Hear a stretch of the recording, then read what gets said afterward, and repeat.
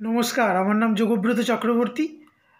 আমি আপনাদের আজকে দু একটা বেঙ্গল প্রেসিডেন্সির মুদ্রা সম্পর্কে কিছু কথা বলবো এবং হাতে কলমে দেখাবো মুদ্রাটা কীরকম দেখতে, তাতে তার কীরকম ওজন হতে পারে এবং মুদ্রায় কী কী লেখা আছে এবং কোন টাকসালে মুদ্রাগুলো তৈরি হয়েছে।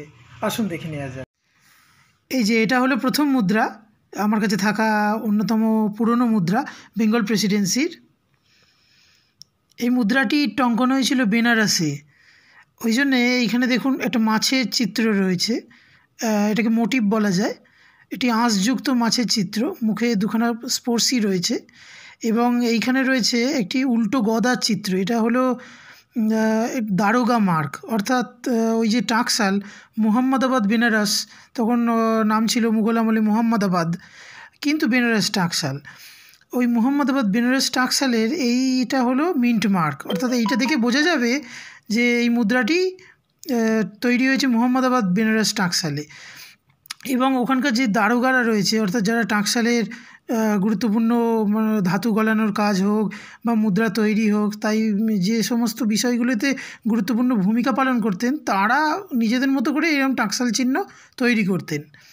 আর এইখানে দেখুন একটি তারকা চিহ্ন রয়েছে, 1 2 3 4 5 6 7 8 9, মানে 9খানা কিরণযুক্ত বা 9টি কিরণযুক্ত তারকা চিহ্ন। আর এইখানটায় যে লেখাটা রয়েছে সেটা হলো এই বাকি যে 4টে মুদ্রা, অর্থাৎ সর্বমোট 5খানা মুদ্রা আপনারা দেখতে পাচ্ছেন, সেই সবকটাতেই একই লেখা রয়েছে। অর্থাৎ সম্মুখভাগে বা অভ্যাস সাইডে এই লেখাগুলো হলো সিক্কা জাদ বার হাফত কিশোর সায়াই ফাজল এলাহ হামিদিন মোহাম্মদ শাহ আলম বাদশাহ, অর্থাৎ মুঘল সম্রাট দ্বিতীয় শাহ আলম, যিনি 1758 খ্রিস্টাব্দে মুঘল সিংহাসনে আরোহণ করেছিলেন, তার নামে এই মুদ্রাগুলি 5টি মুদ্রাই টঙ্কিত হয়েছে, অর্থাৎ সবকটাই। কিন্তু এইটা হলো মুহাম্মদাবাদ বেনারস টাকসালে। আর এই বাকি যে 4টে দেখছেন সেগুলো হলো কলকাতা টাকসালে, অর্থাৎ ক্যালকাটা মিন্ট। কিন্তু সেইখানে এই যে চারটির ক্ষেত্রেই যদি আমি উল্টো দিকটা দেখাই আপনাদের, দেখুন এই উল্টো দিকটাকে বলে রিভার্স সাইড। তাহলে আপনারা কি দেখতে পাচ্ছেন, এইখানে এই দুটো সেম কয়েন মনে হচ্ছে, আর এই দুটো ঠিক একই রকম কিন্তু আলাদা, অর্থাৎ এই দুটো আলাদা একটা সেট, এই দুটো আলাদা একটা সেট। সবকটির তৈরি হয়েছে ক্যালকাটা মিন্টে, অর্থাৎ কলকাতা টাকসালে। কিন্তু এখানে দেখুন যে লেখাগুলো রয়েছে পুরোটাই এক, শুধু এই জুলুস বর্ষগুলো বাদ দিয়ে। জুলুস বর্ষ মানে আপনি এই যে দেখতে পাচ্ছেন 19 লেখা, এখানটা 19 লেখা, সবই ফার্সিতে, অর্থাৎ পার্সিয়ানে। এবার এইখানটা দেখুন, এইখানটা লেখা আছে 4 আর 5, অর্থাৎ 45, দুটো ক্ষেত্রেই 45 লেখা রয়েছে। এই উল্টো দিকে, অর্থাৎ বিপরীত দিক বা রিভার্স সাইডের যে লেখাটা রয়েছে সেটাও ফার্সিতে। সেখানে লেখা রয়েছে জার্ব ফররুখাবাদ সনাত 19 জুলুস মাইমানত মানুষ, আর এই দুটোর ক্ষেত্রে। আর এইখানটা রয়েছে জার্ব ফররুখাবাদ সনাত জুলুস 45 মাইমানত মানুষ, অর্থাৎ এটা তাঁর রাজত্বের, অর্থাৎ দ্বিতীয় শাহ আলমের রাজত্বের 19তম বছরের তৈরি হয়েছে, মানে এগুলো টঙ্কন হয়েছে। আর এইগুলো 45তম বছরে টঙ্কন হয়েছে। এবার এই দুটো যে মুদ্রা দেখতে পাচ্ছেন এগুলো ক্যালকাটাতে হয়েছে, আর এই দুটোও ক্যালকাটাতে হয়েছে, কিন্তু এই 4টি মুদ্রার ক্ষেত্রেই ফররুখাবাদ কথাটা লেখা রয়েছে, অর্থাৎ মুদ্রায় কোনো কিন্তু কলকাতা কথাটা লেখা নেই। সেটা ফার্সিতেই হোক আর যেভাবেই হোক, কলকাতা কথাটাই লেখা হয়নি। অর্থাৎ ফররুখাবাদ টাকসালের নাম করে কিন্তু কলকাতা টাকসালে তৈরি হয়েছে, কিন্তু বারবার ইউজ করা হয়েছে ফররুখাবাদের নাম। ওই সময় ফররুখাবাদ টাকসাল লিগ্যাল টেন্ডার পেয়েছিল মুদ্রাগুলো ওই টাকসালের নামে তৈরি করবার জন্য, এবং ইস্ট ইন্ডিয়া কোম্পানি কলকাতা টাকসালের নাম মুদ্রায় আর ব্যবহার করেনি। সেই দ্বিতীয় আলমগীরের আমলে শেষবারের জন্য ব্যবহার করেছিল, কিন্তু তারপরে আর করেনি। সুতরাং এইগুলো সবই ঊনবিংশ শতাব্দীর প্রথম ভাগের মুদ্রা, অর্থাৎ এগুলো তৈরি হয়েছে 1819 সালে। এই দুটো তৈরি হয়েছে 1819 সালে, কিন্তু হিমায়িত জুলুস বর্ষ বলে তাঁর রাজত্বের 19তম বছরটাকে ইঙ্গিত করা আছে। কিন্তু আখেরে বা আদতে সত্যিকারেরই কিন্তু 19তম বছরে এগুলো টঙ্কন হয়নি। আর এটাও তাঁর রাজত্বের 45তম বছরে কিন্তু টঙ্কন হয়নি। এগুলো জাস্ট লোককে বোঝানোর জন্য যে এটা হিমায়িত, ওই জন্যেই যে তাঁর রাজত্বের 19 আর 45তম বছরে তৈরি হয়েছে। আর এই যে এই বেনারসের মুদ্রাটা দেখছেন তার উল্টো দিকটা আপনাদের দেখাই, সেইখানে এইগুলো যেমন লেখা রয়েছে জার ফররুখাবাদ, এইখানটা শুধু রয়েছে জার মুহাম্মদাবাদ বেনারস। আর এইখানটা যে লেখাটা রয়েছে দেখছেন এটা 45, এই নিচেটা। আর ওপরের যে লেখাটা রয়েছে ফার্সিতে এটা হলো 17, অর্থাৎ 17/49। 17টা হলো হিমায়িত আর 49টা হলো এখানে সত্যিকারের জুলুস বর্ষ। এটা কিন্তু আর এই 49টা হিমায়িত নয়, অর্থাৎ দ্বিতীয় শাহ আলমের রাজত্বের 49তম বছরে সত্যিকারের এই মুদ্রাটি টঙ্কন হয়েছে, কিন্তু এইগুলো তা হয়নি, এগুলো তারও পরে হয়েছে। এবং বলতে গেলে দ্বিতীয় শাহ আলমের মৃত্যু হচ্ছে 1806 খ্রিস্টাব্দে, কিন্তু তারও পরে এগুলো মৃত্যু হয়েছে। ফলে এই মুদ্রাগুলোকে পোস্টথুমাস মুদ্রা বলা যেতে পারে, অর্থাৎ তার মরণোত্তর মুদ্রা এগুলো বলা যেতে পারে। এবার আসুন দেখা যাক এগুলোর ওজন কীরকম হতে পারে।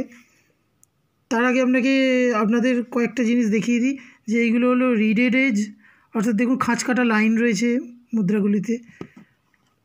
এই দুটো মুদ্রায় দেখুন খাঁজ কাটা লাইন রয়েছে, খুব সুন্দর লাগছে দেখতে। কিন্তু এই মুদ্রায় কোনো খাঁজ কাটা লাইন নেই, অর্থাৎ এটা প্লেন এজ। এটাকে স্মুথ এজও বলে অনেকে, দেখুন স্মুথ একদম। এবার এই দুটোর মধ্যে একটু সামান্য পার্থক্য রয়েছে, যেমন এইটা হলো এই যে সাইডটা অর্থাৎ বেড়, এই যে সাইডটা বেড় এটাকে বলে রিম, আর এটাও রিম, কিন্তু এটা দেখুন খুব সরু রিম এবং এটা কিন্তু খুব মোটা রিম। আর একটা যে তফাৎ হয়েছে সেটা আপনাদের দেখাই।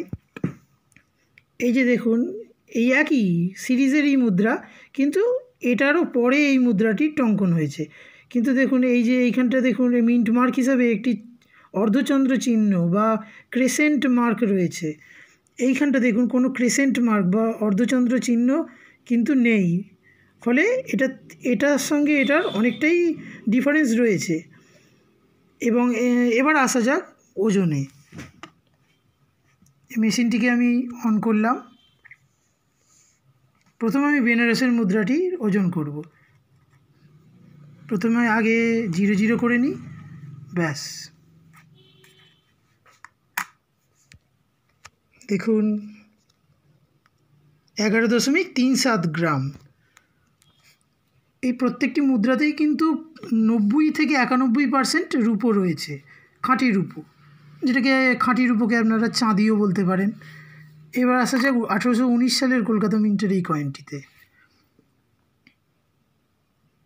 12.45, অর্থাৎ প্রমিত ওজন যেটা রয়েছে সেটা হলো 11.66, যেটাকে আমরা বলতে পারি 1 ভরি রূপো, কিন্তু তার থেকেও বেশি পরিমাণ রূপোর ব্যবহার হয়েছে। এবং এই জন্যই এই মুদ্রাগুলি আরও বেশি দুষ্প্রাপ্য, কেননা এই যে এইখানটা দেখুন, ভালোভাবে আপনাদের দেখাচ্ছি, এই দেখুন এইখানটা এস বলে লেখা রয়েছে।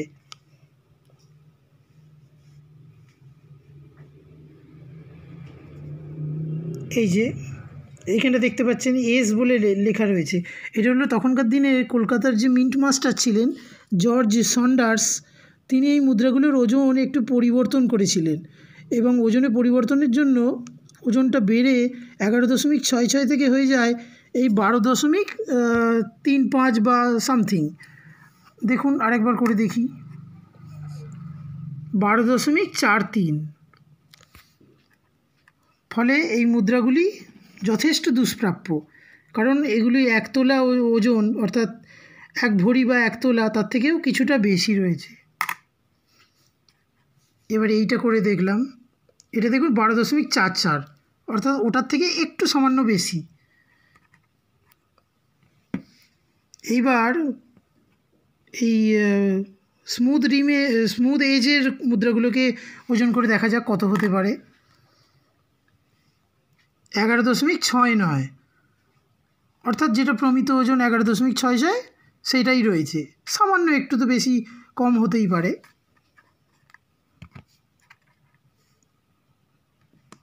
দেখুন তুলে নেওয়ার পরে 0 হয়ে গেল।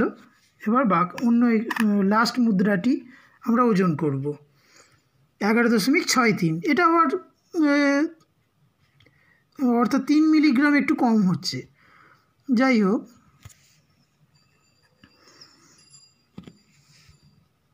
এইবার আরেকবার ভালোভাবে আপনাদের দেখিয়ে দিই মুদ্রাগুলি। দেখুন কি সুন্দর দেখতে, এগুলো বেঙ্গল প্রেসিডেন্সির মুদ্রা, অর্থাৎ তখন ইস্ট ইন্ডিয়া কোম্পানির রাজ চলছিল এবং মুদ্রাগুলি তখনকার সময়ে, এবং পশ্চিমবঙ্গের একটা গুরুত্বপূর্ণ ইতিহাস এই মুদ্রাগুলি কিন্তু বহন করছে, অর্থাৎ ইতিহাসের সাক্ষ্য বহন করছে। এবং মুদ্রাগুলিতে পুরো যে লেজেন্ডগুলো আপনারা দেখতে পাচ্ছেন পুরোটাই পার্সিয়ান, অর্থাৎ ফার্সি। তখন এই যে ফার্সি ভাষাটা দাপ্তরিক ভাষা ছিল, এবং তাই এই মুদ্রাগুলিতে ওই ফার্সি ভাষাগুলিই ব্যবহৃত হয়েছে লেজেন্ড হিসাবে। এবং এইখানে যে পুষ্প চিহ্নগুলো দেখছেন, এই যে দেখুন একটা 5টি পাপড়িযুক্ত যেন ফুল, এইটা মুর্শিদাবাদের আবার টাকসালের একটি চিহ্ন বহন করছে, অর্থাৎ নবাবের যখন রাজত্ব ছিল তখন। অন্যগুলো আপনাদের দেখাই। এই বেনারসের মুদ্রাটিতে কিন্তু ওই ফুলটা নেই, এইভাবে নেই। এই দেখুন,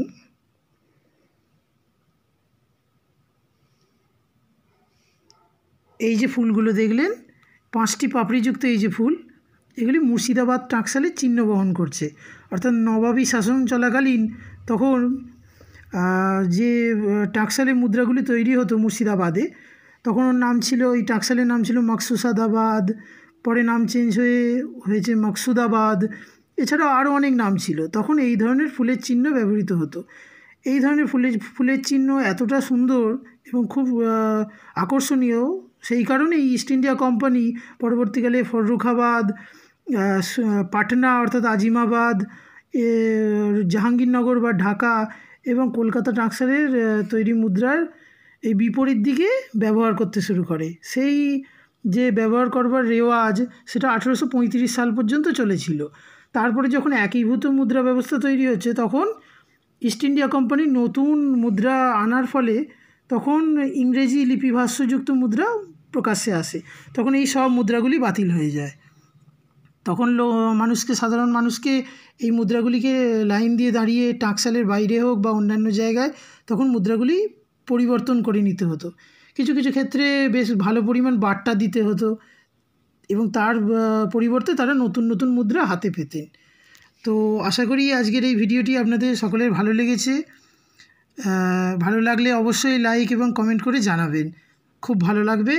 ধন্যবাদ।